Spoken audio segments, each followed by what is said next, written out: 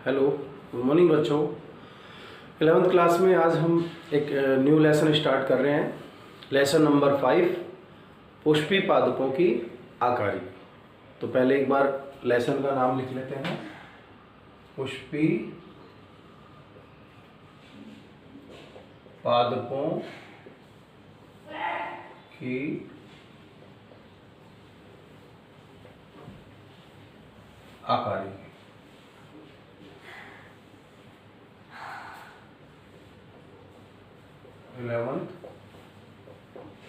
Biology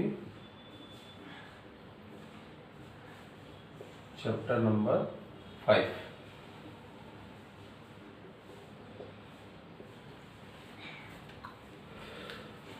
बच्चों, इस lesson में हम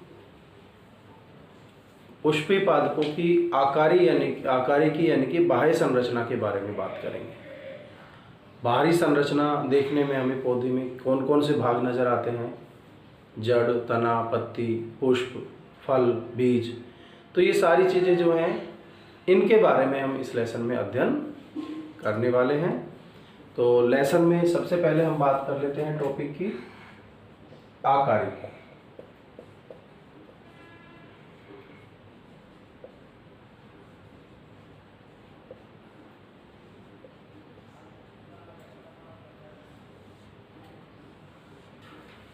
बच्चों, आकारी की यानी कि जो मॉर्फोलॉजी है, इसका अर्थ होता है बाह्य संरचना का अध्ययन। पादप आकारी की है तो पादपों की बाह्य संरचना का अध्ययन, जंतु आकारी की है तो जंतुओं की बाह्य संरचना का अध्ययन। क्योंकि ये पौधों से रिलेटेड है इसलिए पादप आकारिकी की बात कर रहे हैं हम, और वो भी पुष्पी पादपों की, जिनमें पुष्प आते हैं उन पादपों की बाहरी संरचना का जो अध्ययन है वो इस लेसन में हम करने वाले हैं। पौधों की बाहरी संरचना की जब हम बात करते हैं तो कुछ और चीज़ें यहाँ पर हम बाहरी संरचना में देखते हैं। जैसे सबसे पहले हम बात करें इनका आकार। पौधों का जो आकार है वो बहुत सूक्ष्मतम से यानी सबसे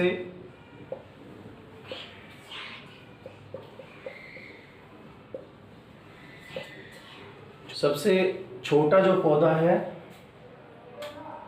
वो होता है वोल्फिया, जो कि 0.1 मीटर इसका साइज होता है। सबसे छोटा पौधा है ये। आकारिकी से ही हमको पता लगा। ऐसे ही सबसे बड़ा जो पौधा है वो यूकेलिप्टस,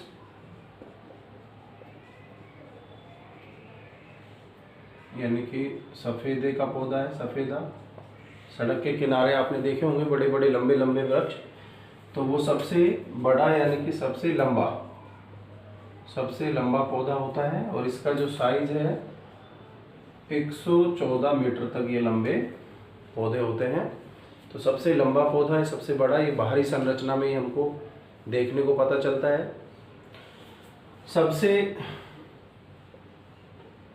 सबसे अधिक फैलाव, अगर सबसे अधिक क्षेत्र में फैला हुआ कोई पौधा है तो वो होता है बरगद का पौधा। बरगद का वृक्ष जो है सबसे ज़्यादा फैलाव में है, और इसका एक उदाहरण है कि इंडियन बॉटनिकल गार्डन, जो कि शिवपुर कोलकाता में है। यहाँ पर जो एक बरगद का पेड़ है इसका फैलाव है 5.2 एकड़ में। तो 5.2 एकड़ में एक ही पेड़ फैला हुआ है।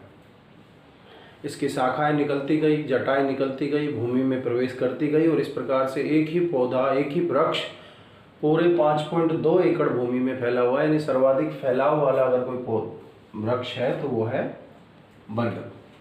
तो ये सारी बाहरी संरचना का अध्ययन करने से हम इनके आकार पर पहुंचे कि इनका आकार किस किस प्रकार का होता है। आकार के बाद हम देखें इनका जीवन काल।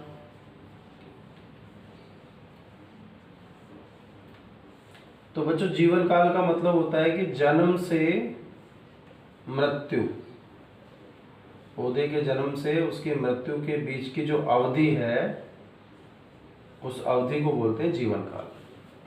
अब ये भी अलग अलग होती है, जैसे अगर अपन बात करें बरगद की तो बरगद का जीवन काल होता है 200 से 300 वर्ष। लेकिन दूसरी तरफ जो पीपल है इसका जीवन काल होता है 2000 से 3000 वर्ष, यानी इससे कहीं ज़्यादा है, बरगद से ज़्यादा है पीपल का जीवन काल। इससे भी अधिक जीवन काल होते हैं, जैसे पेड़ होता है लारिया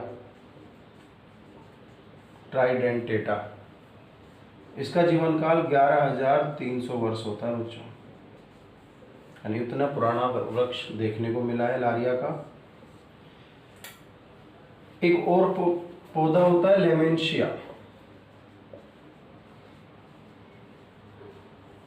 इसका जीवन काल 43,000 वर्ष होता है, यानी कि इतने अधिक हजारों वर्षों का भी जीवन काल होता है पौधों का।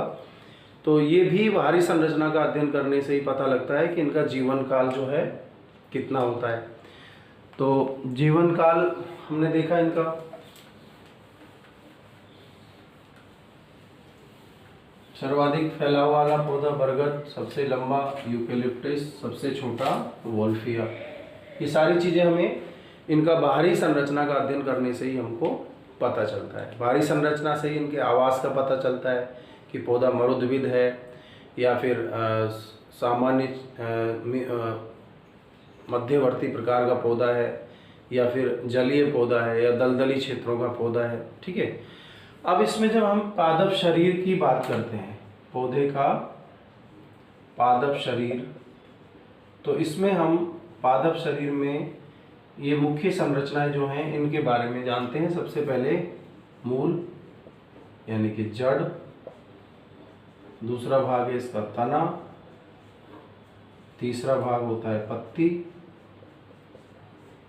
चौथा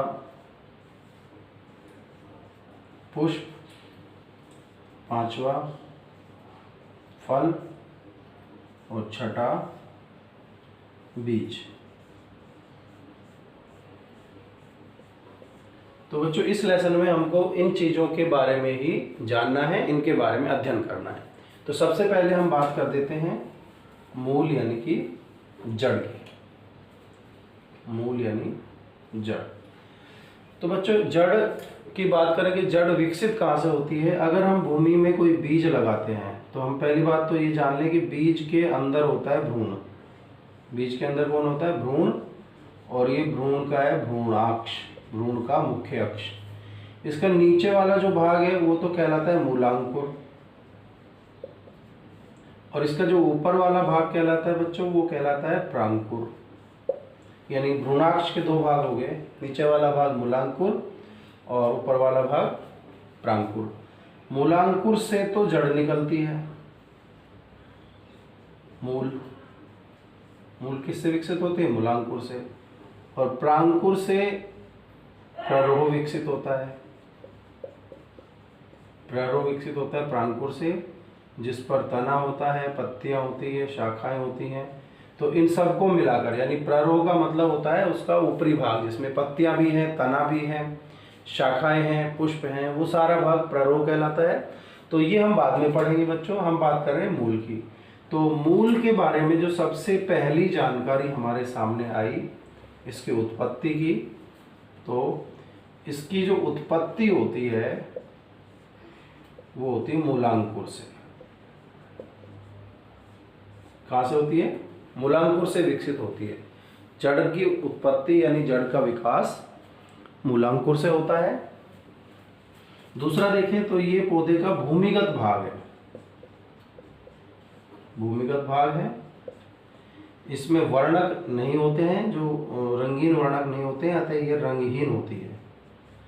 बट इसमें अवर्णी लवक पाए जाते हैं, रंगहीन होती है जड़।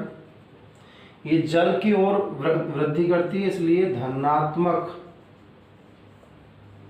जलानुवर्ती कहलाती है, क्योंकि जल की तरफ वृद्धि कर रही है। ये पृथ्वी के गुरुत्वाकर्षण बल की तरफ वृद्धि करती है, इसलिए कहलाती है धनात्मक गुरुत्वानुवर्ती, क्योंकि गुरुत्वाकर्षण बल और जल जो है वो कहाँ होता है, नीचे की तरफ, और उधर ही जड़ जाती है तो धनात्मक हो गई। लेकिन ये प्रकाश से दूर जाती है, इसलिए कहलाती है ऋणात्मक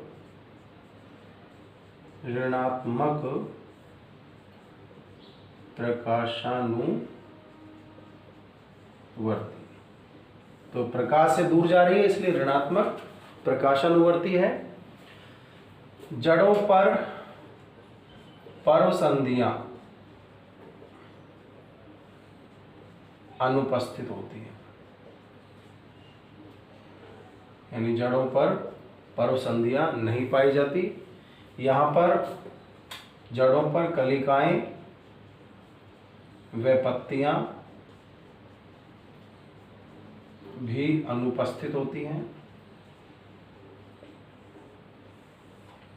यहाँ पर कलिकाएं भी नहीं होती और पत्तियां भी अनुपस्थित होती हैं।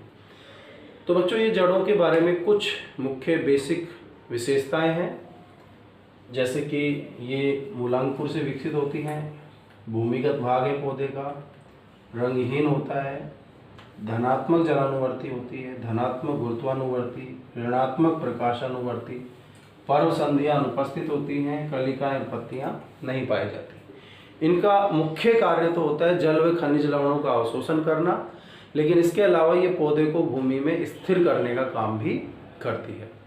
तो जड़ों के बारे में हम और भी आगे विस्तृत पढ़ेंगे। आप अपने वीडियो लगातार देखते रहिए, वीडियो पर बने रहिए और घरों में ही सुरक्षित रहते हुए पढ़ाई को जारी रखिए। हम शीघ्र ही जब ऑफलाइन क्लासेस स्टार्ट होंगी तो हम आपस में रूबरू होंगे, आपकी जो समस्याएं हैं उनका सॉल्यूशन होगा, और मैं आपको ये विश्वास दिलाना चाहता हूँ कि आपको पढ़ाई में बहुत ज़्यादा इंटरेस्ट आने वाला है। Be safe, stay home.